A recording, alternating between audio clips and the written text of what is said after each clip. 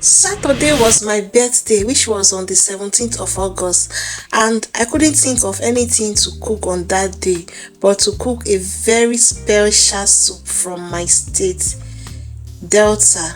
As you know, many of you don't know, I'm an Urobo girl, Okpe precisely, and I want to showcase to you people how to make palm fruit soup, also known as banga, in a very special way.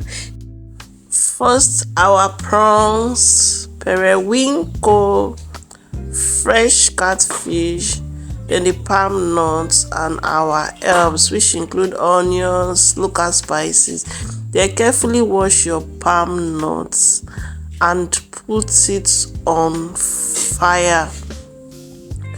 Cook it for about 30 minutes or 45 minutes depending on your heat. After that, while cooking, prepare your other ingredients like your fish. Wash them thoroughly in clean water. Okay. Then carefully pluck out your crayfish to remove the head, select it and wash properly to avoid sand. Okay. You people do not be tired of okay. I'm used to it anyway.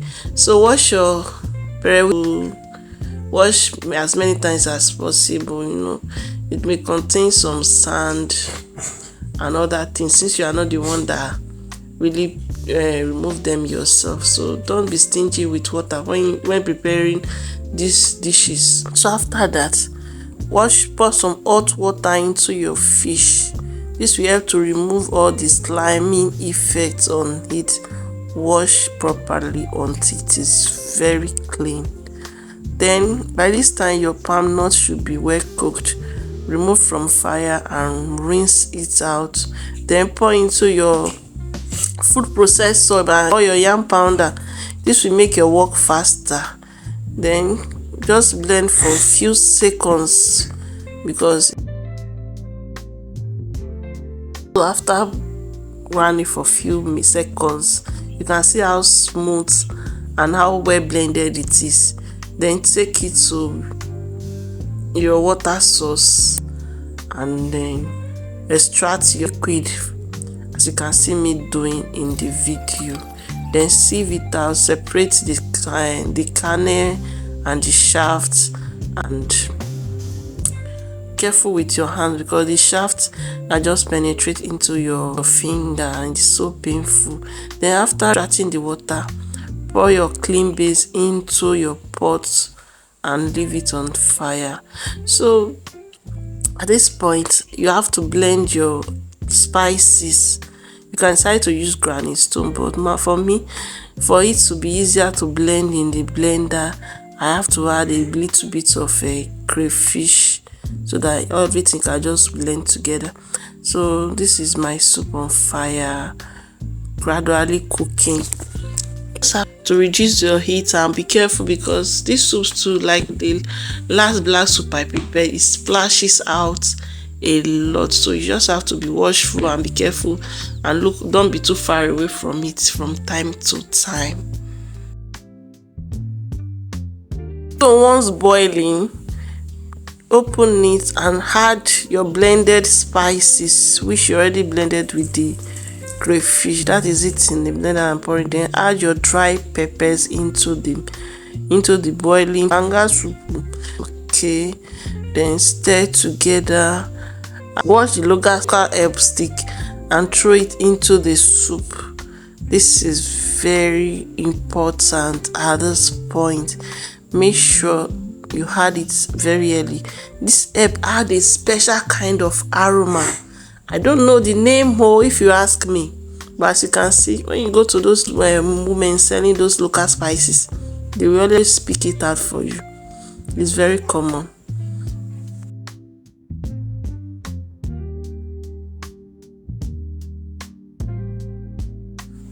Then after that, add your dry herbs, your bitter leaf. There are two types. They have bitter leaf and another leaf they call eweata. I don't know the name again. So just add to the soup at this point and allow it to simmer together. At this point, the aroma in my kitchen is so heavily. The whole place is already scattering with different kinds of aroma.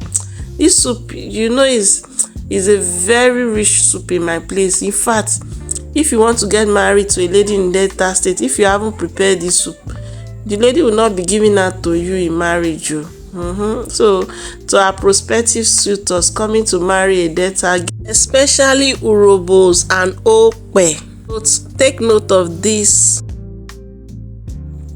I added more peppers because if your soup is not spicy, it will irritate you. You not like the taste of the soup, because fresh fish needs more pepper than any other protein you can imagine.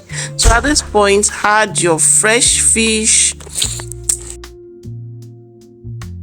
add your salt and your seasoning cube at this point, so that the whole thing will marinate together and add this to the fish and the soup at the same time.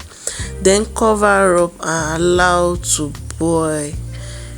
Okay.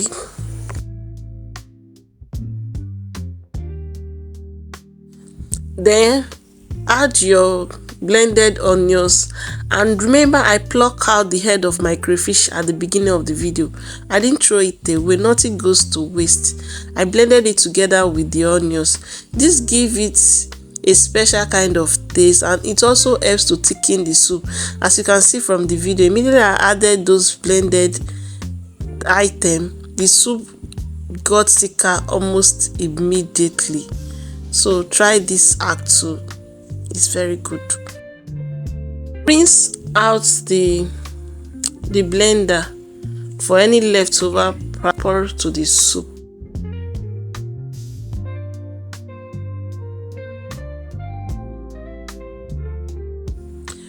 Then add your washed and processed crayfish into the soup. Then your periwinkles. This is the last thing I'm adding to the soup, because they are very soft protein. You don't need to add too early to avoid it getting melted into the soup. Then taste for any adjustments, for salt, for seasoning cube, for pepper, or anything. So the soup is ready now. The soup is said to be well cooked when the oil is floating on it, just as you can see in the video. So the last thing to do is to thicken your soup. Portion out some and cook it in a smaller pot, or better still, use a native pot to thicken it. That native local pot add a special kind of taste on its own, but since I don't have access to it, I just have to use a smaller pot I have at home. So guys, don't mind my voice. I'm really down, but I don't just want to disappoint my lovers this week. That's why I have to show up for you. I appreciate your likes, your comments, your subscription, and your suggestion. It is a way of encouraging your girl. Kindly subscribe if you haven't done so. Turn on your notification so you don't get to miss any interesting videos as new video drops every week. Thank you very much, and see you on the next. Bye.